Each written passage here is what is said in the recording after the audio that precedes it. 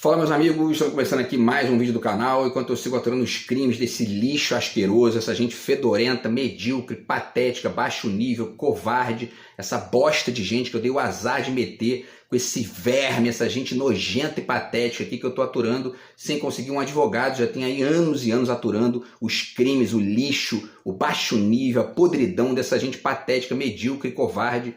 E vou tentando fazer o que eles vão meter a patinha imunda para destruir, que são os vídeos aqui do YouTube, tá? E enfim, e é isso. Hoje eu trago para vocês dois vídeos, tá? É sempre um inferno aqui, esse desgraçado tá aqui, ó. Tudo que eles metem a patinha para atrapalhar, para sabotar, para criar problema, confusão, atraso. É um lixo de gente, assim, é a escória da humanidade que eu tô aturando há 8 anos cometendo crime contra mim. Enfim, vamos lá. No vídeo hoje eu vou trazer dois vídeos para vocês, tá? No primeiro, a gente vai falar sobre o discurso inacreditavelmente patético do Javier Milei, lá no evento da CEPAL, né, que é um evento lá de conservadores de extrema-direita, né? Então, existe a extrema-direita conservadora e a extrema-direita neoliberal. Estou adotando agora essa distinção sutil aqui para poder referir o extremismo branco dos neoliberais que dificilmente aparece no debate público, né?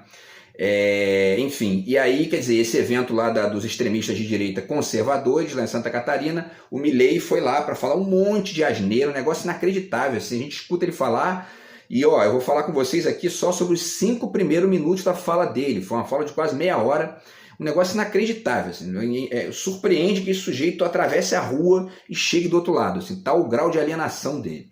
Mas enfim, vamos falar um pouquinho sobre isso aí, tá? Sobre essas ideias absurdamente ingênuas, alienadas que eles têm, assim, sobre o que é esquerda, direita, socialismo, capitalismo. É uma ingenuidade inacreditável. Vamos refletir isso aqui. Então, o primeiro vídeo se chama O Discurso Inacreditavelmente Idiota do Javier Milei no evento da extrema-direita em Santa Catarina. E no segundo vídeo vamos falar sobre uma bomba bizarra, né, que rolou ontem. A Polícia Federal parece que descobriu ali, uma conversa entre bolsonaristas no sentido de matar o Alexandre de Moraes, né, o ministro do STF. E é isso, né? A direita brasileira é isso aí, a direita da América Latina, que o Milei nitidamente não tem a menor noção do que é isso aí, né? A direita brasileira é isso aí, a direita da Bolívia é isso aí, a direita da Argentina bastante isso aí também, né? Então o segundo vídeo é esse: bomba, bolsonaristas queriam matar Alexandre de Moraes, diz a Polícia Federal, tá? Então antes eu deixo com vocês aqui mais uma vez a dica do meu novo livro de poemas, está aqui do outro lado de cá, que na verdade não é tão novo, já tem quase um ano que eu publiquei esse livro, não consigo vender aqui, nem encontrar com meus amigos direito, por culpa desse bandido asqueroso, essa gente nojenta, e sigo tentando aqui, resolver esse problema para me livrar dessa gentinha de baixíssimo nível e seguir o meu caminho, tá? E também estou com meu romance aí na editora para poder, publicar até setembro, e eu aviso vocês aqui, e quem sobreviver aqui na minha vida ao absurdo, inacreditável, incomensurável que eu estou vivendo. Beleza? Então vamos lá, pessoal, tá aí, ó, 3 minutos e pouco, é isso que esses animaizinhos causam todo dia: prejuízo, estresse, atraso, aborrecimento, baixo nível, negócio inacreditável. Vamos lá, então vamos falar sobre o discurso inacreditavelmente idiota do Javier Milei lá no evento da extrema-direita em Santa Catarina, tá? Então, ainda que eu ache idiota, bastante idiota o que ele falou, eu não estou atacando aqui a vida privada dele como esse bosta fedorento que eu estou aturando aqui, né? Eu estou aqui atacando os argumentos dele no debate público, porque é assim que gente faz, e não um bicho patético que é esse animalzinho que eu estou aturando. Enfim, vamos lá.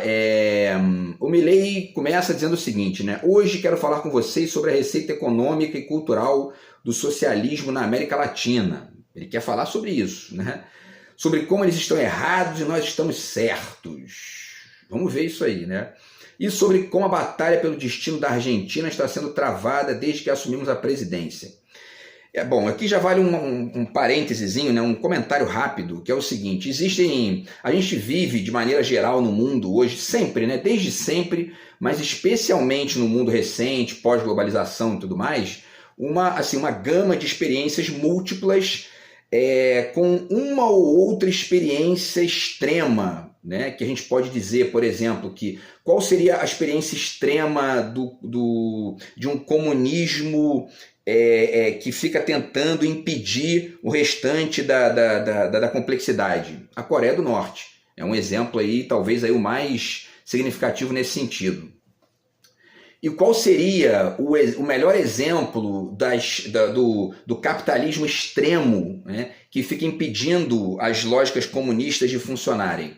Se você pensou nos Estados Unidos, você se enganou, que não são os Estados Unidos. As experiências capitalistas extremas que ficam impedindo o comunismo de funcionar no hibridismo são as experiências da pobreza na África, né? Ninguém tem direito, o Estado não funciona, nada funciona, é só ali, ó, é uma liberdade completamente caótica e sem nenhum tipo de, enfim, de debate público, etc. e tal, tá? Enfim, e o Milley, obviamente, que não tem a menor noção disso. Uma dica aí que, né, para ele começar, para ele chegar no Morin, né, tá aqui o Edgar Morin, o Introdução ao Pensamento Complexo. Para o Milley chegar nisso aqui, ele vai ter que andar aí mais uns 20 anos, mas enfim, né, fica a dica para quem se interessar aí, tá? E também, né, obviamente, né, já deixo aqui para poder depois a gente falar diretamente dos argumentos dele, o livro do Ha-Joon Chang, tá? Porque uma das, enfim, das coisas que eu acho importantes aqui de manter no canal são as dicas dos livros, tá? 23 coisas que não nos contaram sobre o capitalismo, certo? O lucro ou as pessoas, neoliberalismo e ordem global, do Noam Chomsky. Esse, então, aqui o Milley devia ler antes dos outros, né? Para poder, enfim, entender a quantidade gigantesca de asneiras que ele disse lá, né? E, obviamente, que o Manifesto Comunista do Karl Marx, para poder, enfim, desmistificar uma série de bobagens aí também sobre o que é o comunismo, sobre o que é o socialismo, e também para pegar um ou outro erro do Marx aqui, mas de maneira geral para poder entender os absurdos que a gente escuta hoje aí, tá? Enfim, e aí vamos lá para a fala dele, ele continua, né? Então, eu falei dessa questão das experiências mistas, por quê? Porque isso é a tônica na maioria esmagadora do mundo, inclusive da América Latina, né? Com as especificidades daqui, né? Dessa região que a gente tem aqui. A gente não tem a história milenar que a Europa tem, né? A gente não passou por uma reforma protestante como eles passaram lá na Europa, por exemplo. E eu vou fazer vídeo também sobre isso, que eu já tenho aqui um roteiro aqui de um vídeo de como seria uma reforma protestante nossa, né, aqui no Brasil, tá? E, enfim, para além disso, existe um dado fundamental que, se você não consegue compreender, você não entende o que é a história da América Latina, a história recente da América Latina, que são as interferências dos Estados Unidos por aqui, né? Os Estados Unidos entendem a América Latina como o quintal deles e o quintal de influência e de golpismo, etc. e tal, tá? Para poder manter os seus mercados, né, a partir de imposições autoritárias, golpes e etc. e tal. Bom, se analisarmos, ele continua, né? Se analisarmos os diferentes casos de diferentes governos socialistas ou de esquerda na América Latina nos últimos 20 anos, certamente encontraremos uma série de denominadores comuns que aparecem em conjunto e que constituem uma verdadeira receita para o desastre. Vamos ver que denominadores comuns são esses e que tal receita para o desastre é essa aí. Vamos ver. Então, receita para o desastre, tanto no âmbito econômico, social, político e cultural, porque existe uma relação de causalidade entre todos esses elementos e não é uma mera coincidência. Vale também aqui já um comentário rápido em relação a isso aqui que ele fala, porque existem essas incidências que ele chama, né, de incidências econômicas, sociais, políticas e culturais, e essas incidências econômicas, políticas, sociais e culturais, nesses sistemas complexos e híbridos, elas não são incidências políticas, sociais, culturais e econômicas estritamente comunistas nem estritamente capitalistas, elas são uma mescla das duas, né? Você tem, enfim, em parte uma liberdade de mercado, funcionando em parte com conquistas que o comunismo trouxe, como direitos sociais, direitos do trabalho, enfim, seguridade do trabalho, um estado de bem-estar social em alguns lugares, né? E uma série de outras coisas aí que a gente poderia discutir, tá? Então ele continua. Em primeiro lugar, é notável que os socialistas comecem com um período de bonança econômica, em um contexto de contas públicas organizadas, preços internacionais de commodities elevados. Aqui já tem mais uma asneira assim, inacreditável, né? Ele diz que é notável que os socialistas comecem com um período de bonança econômica. O Lula pegou o Fernando Henrique Cardoso, que pagou lá de criador do Plano Real, né? Na verdade, ele não criou o Plano Real foi criado no governo Itamar, ele pegou ali só para fazer a propaganda e ganhar a eleição e instaurar aqui no Brasil e enfim, radicalizar o projeto neoliberal aqui no Brasil. E o que ele fez? Ele dobrou a dívida pública do Brasil, ele multiplicou por 10 a dívida pública interna do Brasil, quer dizer, e deixou o país com mais 2 dívidas com o FMI, assim, o dólar muito mais alto do que ele deixou, quer dizer, ele piorou, quase tudo que ele pegou, ele piorou, né? Inclusive, parênteses aqui, eu finalmente consegui entender outro dia aqui, ontem ou anteontem, eu li 2 artigos aqui que me ajudaram a entender a questão da operação compromissada do Banco Central, que é um negócio inacreditável, assim, inacreditável. E eu vou tentar fazer um vídeo aí para o futuro, enquanto eu tento me livrar desses bandidos aqui, eu vou tentar fazer um vídeo sobre isso aí para poder explicar, porque isso é um negócio assim, inacreditável, tá? E que tem uma certa origem lá no Fernando Henrique, certo? Então, assim, esse papinho de que começa com um período de bonança econômica, o Lula pegou o Brasil muito mal e entregou para Dilma muito melhor do que ele pegou, assim, em todos os níveis. Dívida pública mais baixa, reservas internacionais multiplicadas por 10, quer dizer, enfim, o Milei é um analfabeto quase, né? E aí, continuando, né, ele fala de preços internacionais de commodities elevados, porque isso aconteceu com o Lula, mas aconteceu com o Bolsonaro também. Ele não aproveitou, aumentou o desemprego, aumentou a fome no Brasil, aumentou, enfim, o custo de vida, quer dizer, né? E aí ele continua, nesse primeiro momento a economia cresce, a sociedade ganha poder aquisitivo, o Estado arrecada, o Banco Central acumula reservas. O Banco Central acumula reservas com o Lula, com o Bolsonaro ele perdeu reservas. O Bolsonaro torrou 66 bilhões de dólares das reservas internacionais do Brasil e foi o único presidente desses últimos aí, desde 2001, se não me engano ali a marcação, que entregou o governo com menos reserva do que tinha antes, né? Quer dizer, o Milei é um analfabeto, assim, e ele tá ali, e o Bolsonaro estava do lado dele, quer dizer, né? Enfim, e ele criticando o Lula por uma coisa que quem cometeu esse erro foi o Bolsonaro. É um negócio inacreditável, assim, inacreditável, ganhando aplausos, sacou? E aí ele continua, né?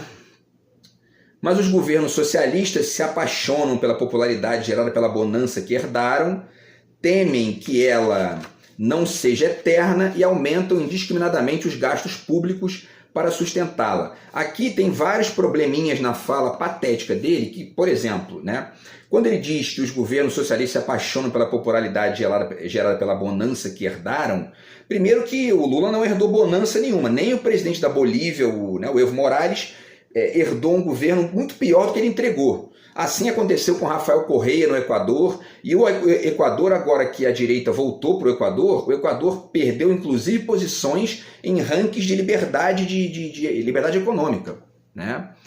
Enfim, quer dizer, o Milei é um analfabeto, assim, sabe? E a gente pode, talvez a exceção que a gente possa ponderar aqui na América Latina seja a Venezuela, porém com vários senões que a gente tem que desenhar também. As tentativas sistemáticas de golpe dos Estados Unidos lá, uma das questões, a dependência sistêmica deles lá ao petróleo, que é uma coisa que acaba fazendo com que o país piore quando o petróleo fica em crise no mundo e melhore quando o petróleo fica melhor, enfim. Que mais, né, que a gente pode dizer? Os embargos econômicos dos Estados Unidos, enfim, né? E alguns erros eventuais da esquerda que podem acontecer. Agora, de maneira geral, a direita já governou a Venezuela e não resolveu esses problemas, né? Tanto não resolveu que a Venezuela continua sendo dependente do petróleo porque a direita não resolveu isso, né?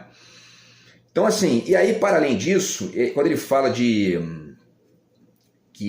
dessa questão de se apaixonar pela popularidade gerada pela bonança que herdaram, na verdade, eu diria que a esquerda se apaixona pela popularidade que a bonança que eles gera, né?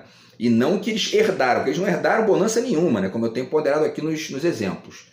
E aí, enfim, quer dizer, e isso é uma coisa boa, porque quanto mais você gera bonança para a população, melhor é o governo, né? É assim que funciona. E não é assim que funciona só aqui, não. É assim que funciona nos Estados Unidos, é assim que funciona na Europa, é assim que funciona na China, é assim que funciona, enfim, na Austrália, no Canadá e etc e tal. Tá?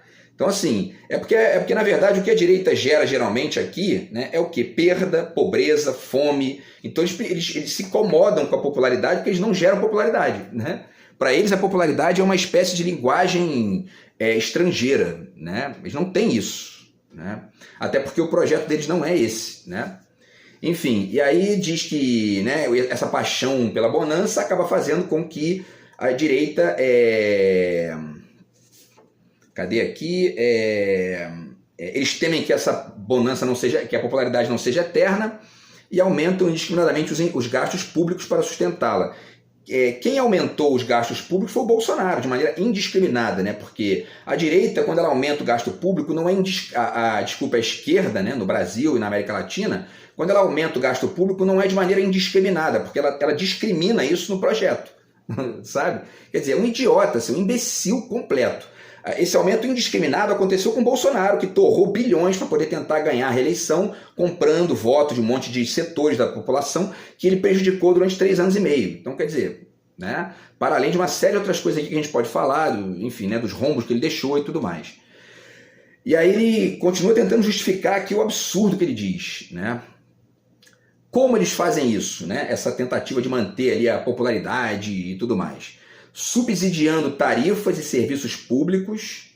Quem faz isso aqui, os Estados Unidos fazem isso toda hora. Ele está descrevendo aqui os Estados Unidos, ele foi lá se encontrar com o Trump, lá dar tapinha nas costas do Trump, I love you, e, quer dizer, né, carajo, e o Trump, de maneira cínica, para ele, né, make Argentina great again, faça a Argentina grande de novo, mas com Estado mínimo, tá? Como é que tu vai fazer a Argentina grande com Estado mínimo? Não dá, né? Mas o Milei não tem inteligência para entender essa linguagem, né? Ele vai lá bater dar tapinha nas costas do Trump, defender Estado mínimo no lugar que tem o maior PIB do mundo, o maior orçamento estatal do mundo, o maior exército do mundo, o maior gasto público do mundo, quer dizer, é um idiota completo, né?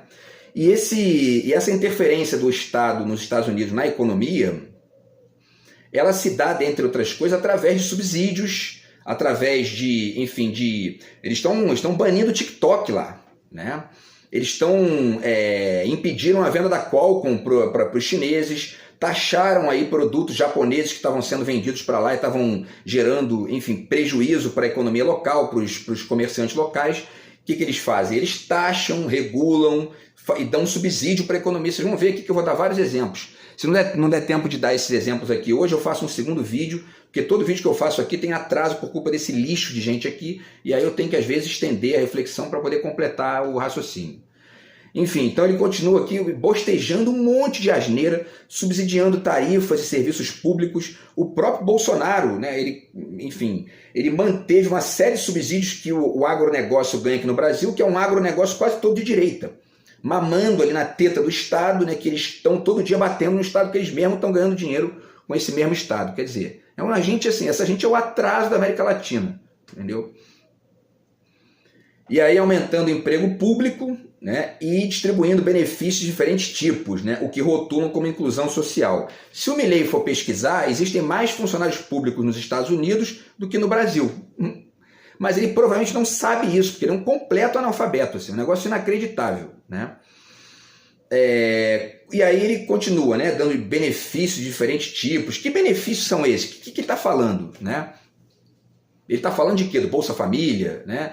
Enfim, é uma estupidez inacreditável, porque o Bolsa Família ele gera uma melhoria na economia, né, e não uma piora. Isso aí, tem várias pesquisas que mostram isso. Quer dizer, então, o que ele está falando? O que esse sujeito está falando, né?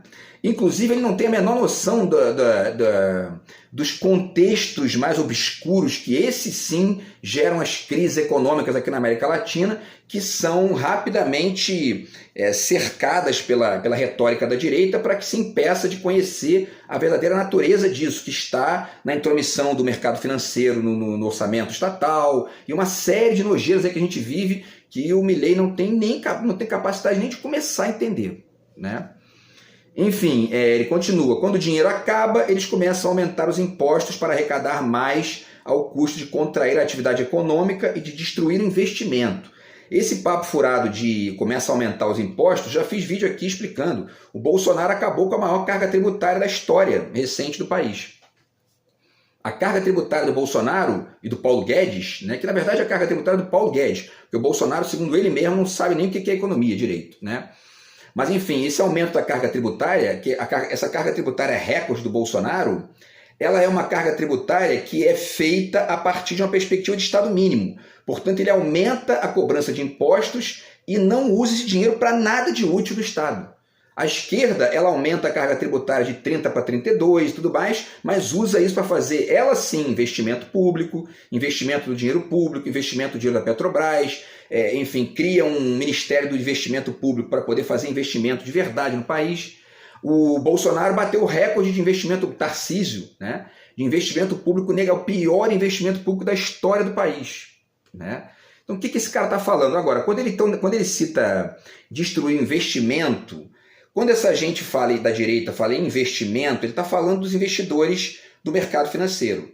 Esses, muitas vezes, fazem fuga de capital, né, como eu tenho estudado aí algumas coisinhas aqui, justamente para gerar crise e depois ganhar dinheiro com isso. Essa gente é o câncer do mundo, assim, especialmente do mundo em desenvolvimento, né?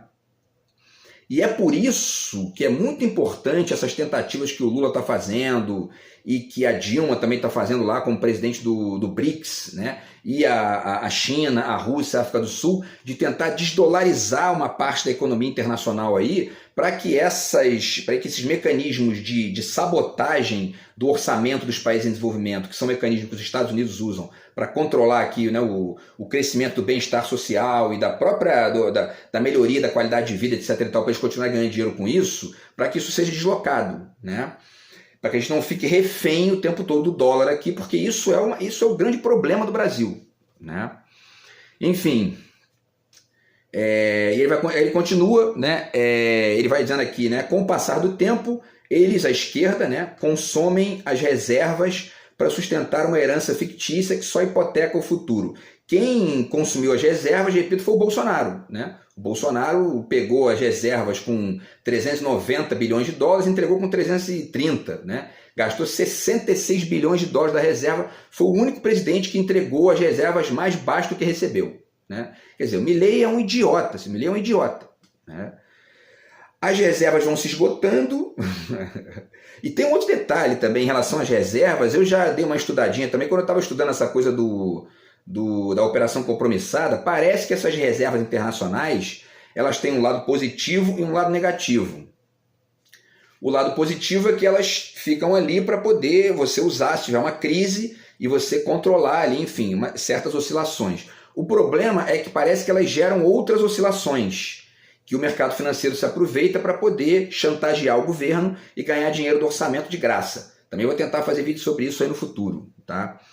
Então ele diz, as reservas vão se esgotando até que, em um certo ponto, eles precisam recorrer ao endividamento. Quem aumentou a dívida pública no Brasil foi o Fernando Henrique, dobrou a dívida pública, a dívida pública geral, e a dívida pública interna ele multiplicou por 10 aqui no Brasil, né?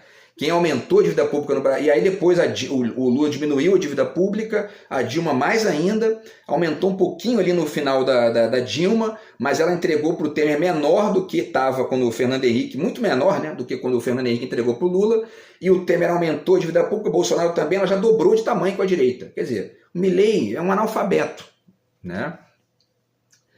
Então, enfim, eles recorrem ao endividamento, né? Enfim, eles nunca resolvem um problema de fundo, que é o círculo vicioso de expansão dos gastos públicos e o consequente déficit fiscal. Quando essa gente inacreditavelmente descolada da realidade mais ampla fala em círculo vicioso de expansão de gasto público, eu penso logo na Dinamarca, na Suécia, na Alemanha, na França, na Finlândia, sabe? São países que têm carga tributária, alguns, a maioria ali, com mais de 40% de carga tributária, ou seja, né, estão numa expansão constante de gasto público e são exemplos em quase tudo. Quando a gente pensa em alguma coisa bacana no nível da política de Estado, Dinamarca, Suécia, Finlândia, né? Né? Então, de onde que essa gente inacreditavelmente idiota tira a ideia de que expandir gasto público é um círculo vicioso? De onde que eles tiram isso? Eles tiram isso porque o único círculo vicioso que existe é o da direita, que sabota o orçamento público nos países aqui da América Latina. No Brasil, quando não fazem isso pelo executivo, como fez Bolsonaro e Paulo Guedes, como fizeram, né? Eles fazem no Congresso, impedindo vários e vários avanços, né? Então eles criam um círculo vicioso no qual eles vão destruindo o Estado o tempo todo E aí, quando eles governam, eles chegam ali e dizem, ó, tá vendo como é que isso aqui é uma porcaria? Tem que privatizar, tem que privatizar, tem que privatizar. E aí um detalhe importante também, ainda em relação a essa questão aqui, né?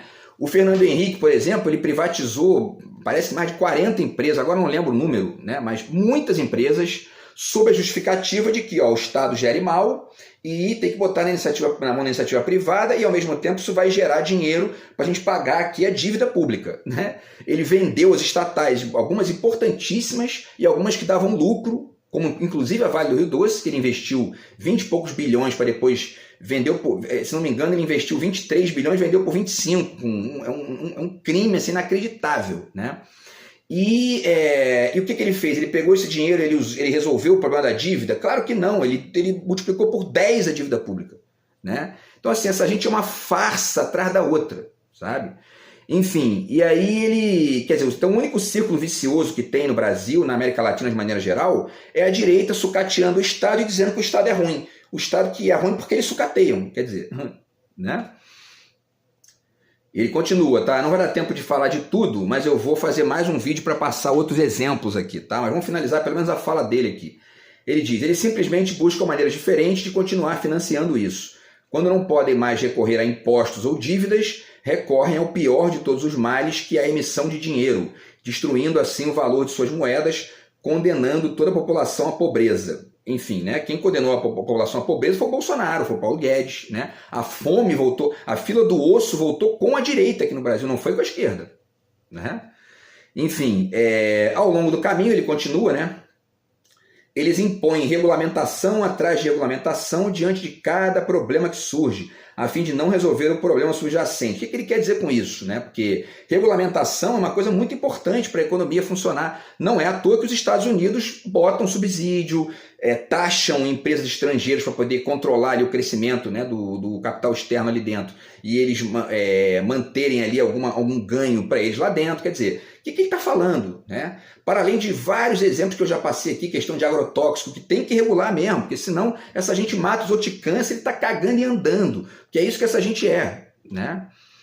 E aí, por último, ele diz, né? E em cada uma dessas gambiarras, gambiarra é tudo, a gambiarra é a fala dele, é uma gambiarra atrás da outra, né?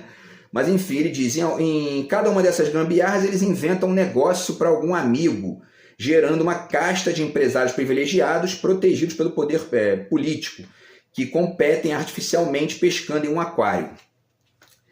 O Bolsonaro, ele deu isenção fiscal para a igreja evangélica, para o Collor. Eu vou falar disso no vídeo que vem, né? No próximo vídeo que eu fizer para finalizar isso aqui. Deu isenção fiscal para um monte de gente do agro, e na hora de dar isenção fiscal para micro e pequenos empresários do MEI, ele proibiu, ele não deu.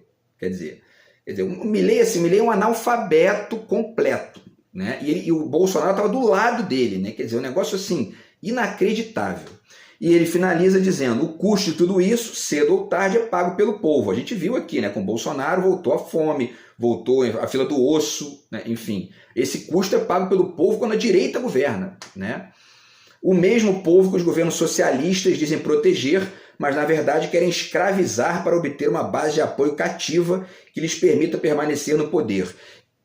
Vale pesquisar os empresários que têm sido capturados aqui no Brasil fazendo trabalho escravo, que é o recorde da história. Pode ter certeza que quase todos eles são de direita, né? Enfim, quem gosta de escravizar pessoas é a direita, não é a esquerda, certo? E aí, especialmente aqui na América Latina, né? E para finalizar ele diz, porque não podemos nos enganar, a única coisa que interessa aos socialistas é o poder pelo poder em si. Na verdade, o poder pelo poder em si interessa aqui na América Latina para a direita. Por quê? Porque a esquerda vai para o poder não pelo poder em si, mas ela vai com um projeto.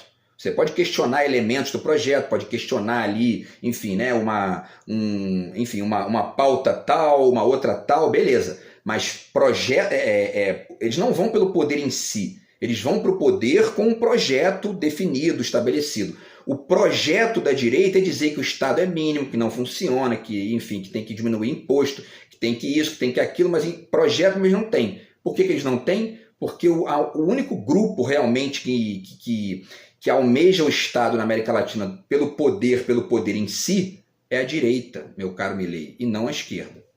Beleza? Então, enfim, no próximo eu vou fazer mais um vídeo aqui para poder passar uns exemplos enfim, que solidificam ainda mais aqui a perspectiva assim, do absurdo, alienante do Milei e do Bolsonaro e da direita de maneira geral aqui na América Latina, beleza? Então é isso, a gente se fala no próximo vídeo. Grande abraço, tamo junto, fui.